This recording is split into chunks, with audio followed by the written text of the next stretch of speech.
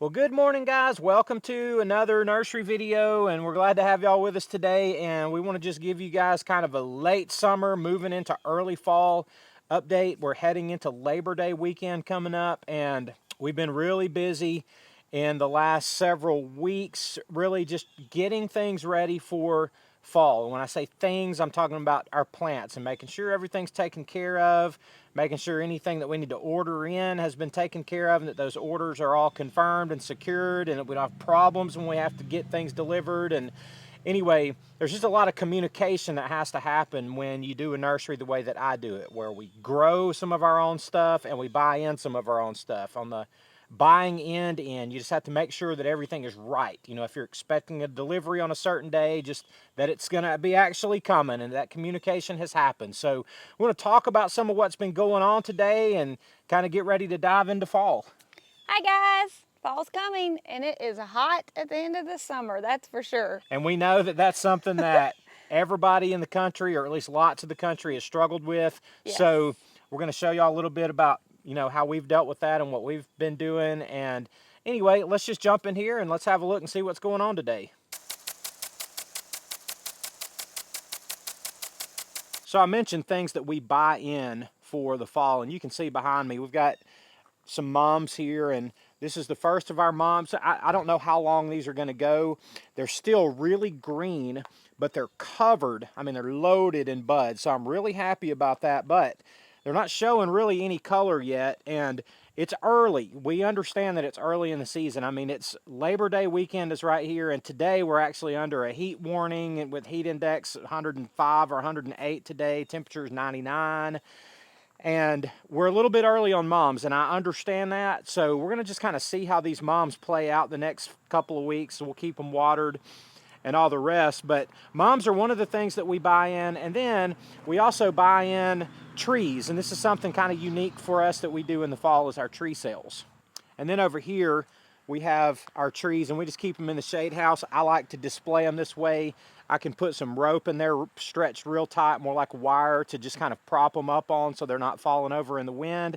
But these are just shade trees, ornamental trees. We got Japanese maples, dogwoods, cherries. There's a variety of trees, and we'll show you that on a later video. But these are the things that we buy in for our fall sales. You know, I know that typically and traditionally, trees is not really what people are doing in the fall, but that's part of why I like to do it, because not everybody else is doing it. So we did really well with them last year. The ones that didn't sell, the few that didn't sell, we overwintered them just fine, and they sold in the spring. So trees and mums for the things that we're buying in. So Craig's always talking about the plants and all the wonderful things he's growing and that we're moving and selling, and it's all great, but I think of the practical things, and this is our latest addition to the nursery, and it's very helpful. This little golf cart gets us from one end of the nursery to the other end. Over and over and over again. Much easier, and I'm so excited to have it and so thankful. And so I just wanted to share with y'all our latest addition, and it's all good. And the little trailer is just great for hauling, you know, 150 plants at a time. So, you know, instead of using little wagons or having to drive the truck and the big trailer out here, you know, when the grass is huge and all of that. Anyway, it's been a great addition. It definitely saves on time and energy. All right, guys, so one of the things that we have to do in the fall is the way that our nursery physically is set up. We've got this grow out area out here that's way on the back side of our property, and our nursery is, you know, 500 feet up that way. So, you know, we've got to get some of these plants moved from the back to the front, and it's really just a matter of looking around and seeing what looks nice and what's ready. And right here in front of me, this is silver dollar hydrangeas. Let me show you guys just an example They're of so these. pretty. They really do look nice. They're not. They've done good. They don't all look great, and there's a little bit of damage from the sun on a few of them, but they look really nice on average. And here, let me show you one of these. I hope y'all can see that, but that's kind of about what our silver dollars look like on average. These are not going to bloom this year. They'll bloom next year, but you know, we'll sell these for about $10 a piece, and they're just really, really, really nice plants. So just one of our favorite hydrangeas. They're hardy, they just never die. So, you know, we want to get quite a few of these taken up. We may not take every single one of them, but we'll get enough of them up there that we can at least get our our sales started, get things kicked off, and just have a good number of nice silver dollars up at the nursery when we get ready to open in a few days. So this is just one of the things that we're going to move. We've got some arborvitas, we got some sweet Bay Magnolias. We'll get to those in a minute, but you know us, we got to have lots of hydrangeas or we just can't function. So. And you always have one that for some reason just It's doesn't thrive. It's dead, and it just doesn't even matter, guys. Look, this is part of having a nursery, is just dead plants. So we'll chunk it and move on, and who cares? So, the goal is to minimize that as much as possible, but it just happens. So I can look around out here, see several dead plants, and they're heading for the compost pile. It just doesn't matter. So the fact is, we've got way more that look like that than don't, and that's a really, really, really good thing. All right, another plant that we want to take up is some emerald green arborvitas, and these are 3-gallon emerald greens. Man, they look good. We'll sell these for about 20 bucks a piece. We've got about 10 of them right here. We've got another 20 right over there, another 10 back here. So we probably got 40 or so of these. I don't know exact numbers, but we've put a lot of time into these between propagating them and growing them out. This is probably near the end, like 3 growing seasons on this. So you invest a lot of time and energy into these trees to get them to this size, but they're super, super nice.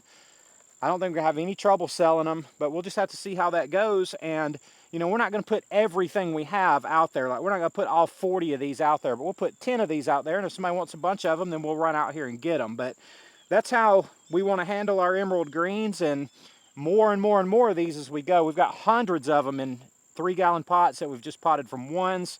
We'll be like this next year. So just always trying to increase our numbers of everything, but it just takes time. But for this year and this fall, we're glad to have the ones that we have. So thankful. Let's get at least these, and we'll load them up. Okay.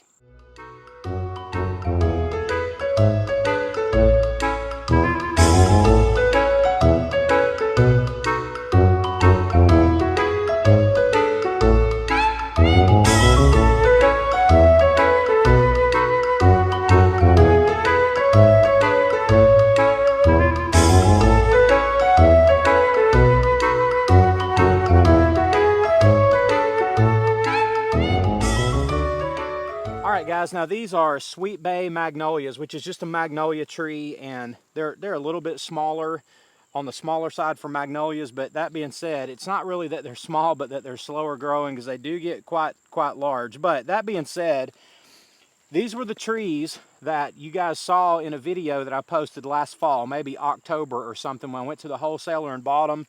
Obviously, they were considerably smaller than this, but we've grown them out to this size. We've got, I don't know, 10 or so, and we've got a couple more up there, and we've actually sold quite a few of these in the spring. But we want to take some of these up to add to our trees. So just another important part of our tree sale. These are one of my favorite trees. They're beautiful, they look great in our sales, and customers love them. And they look beautiful when people plant them, and they have a pretty bloom.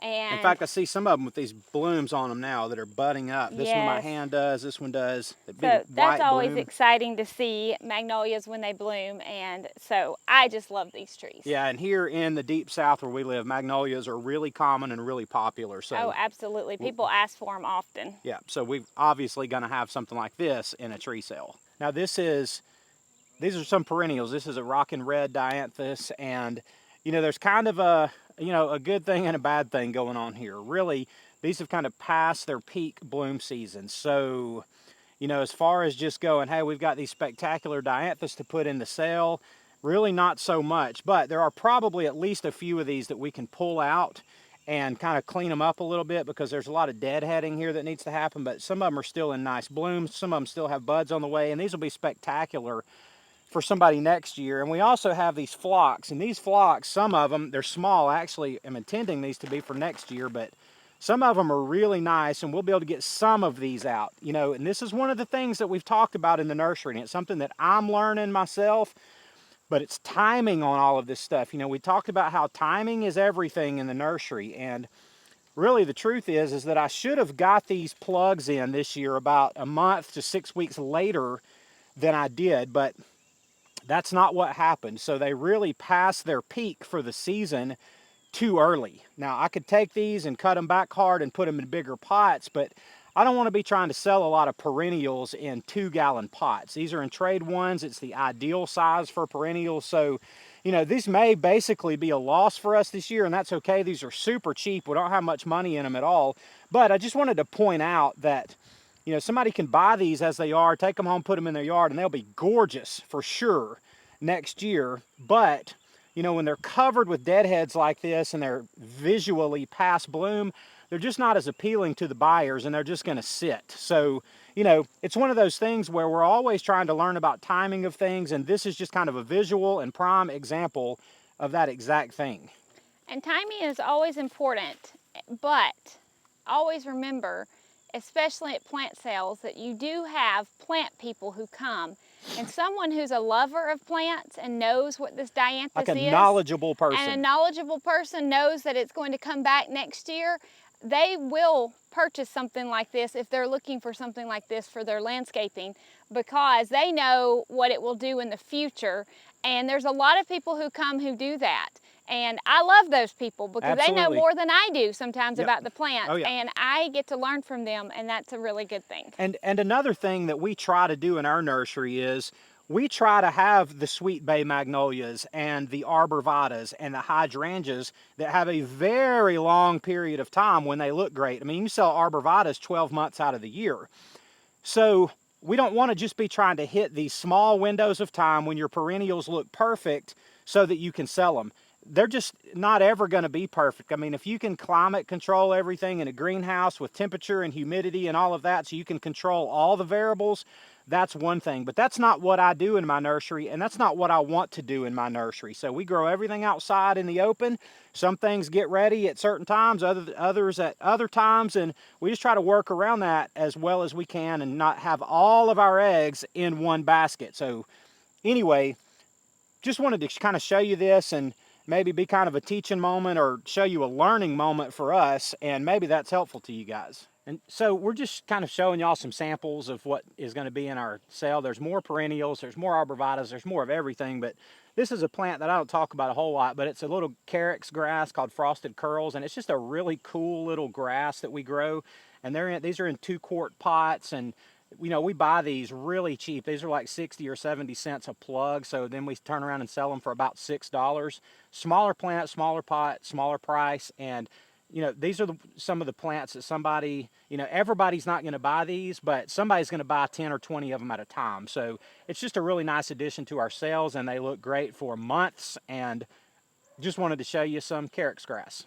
Now this is a gardenia, and I showed you guys way back in the spring that we had a huge crop failure on gardenias. I had 100 and whatever of them, and we actually had a few come out and that are alive, and maybe 15 or 18, something like that. But you know, this is a really awesome shrub in the south, and they're a very warm weather plant. And this variety, I believe this is a Chuck Hayes gardenia. I think I'd have to check my labels on that. But that being said, they are beautiful for a large part of the year, highly fragrant, white blooms, and they're kind of an unmistakable plant in this part of the country. So thankful that we've been able to salvage any of them at all, but I think these will sell really well, especially no more of them than we have.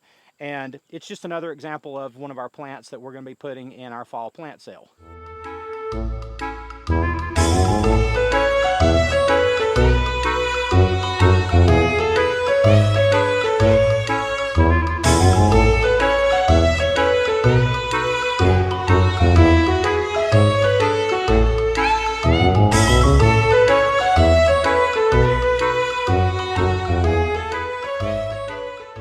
So guys, we brought these back up here, and this is just kind of to give you a sample of what we're doing. But you know, during this month, during even this week, water is such a critical part of what we're doing. I know that's kind of boring and there's not much show with that, but it's so hot every day, and these little plants in plastic pots, they just got to have a lot of water. So getting everything ready for plant sales, making sure that stuff's not looking wilted or that it's not rooting too much into the ground. You rip those up from the ground and you get wilt problems with the heat, and there's just a lot to keep your eyes on in this heat in this late summer. So we're getting set up for our sale. It's going to be in, starting in a couple of days, and Yep. we're going to go through the month of September and kind of just see how things go, and that will determine how long we stay open and, what can we sell out of and all the rest. But anyway, we just wanted to kind of give you an idea in the nursery life, what's going on out here, very last days of summer heading into fall, and just continue to share the growth and progress of our nursery with you guys. Are you ready to say goodbye to summer? Yes and no. Stuff stops growing in summer, but I'm so tired of this heat. It's really unbelievable. He spends every single day outside all day long, and in the wintertime he wilts a little bit. I do wilt. So when it comes to the kind of towards the end of that growing season, it's kind of a hard time for him to approach that because he's saying goodbye to some good days. And those days are coming quick. So yes. Anyway, well, anyway, we love you guys. Thank y'all so much for watching. And we'll see you on the next one. Absolutely.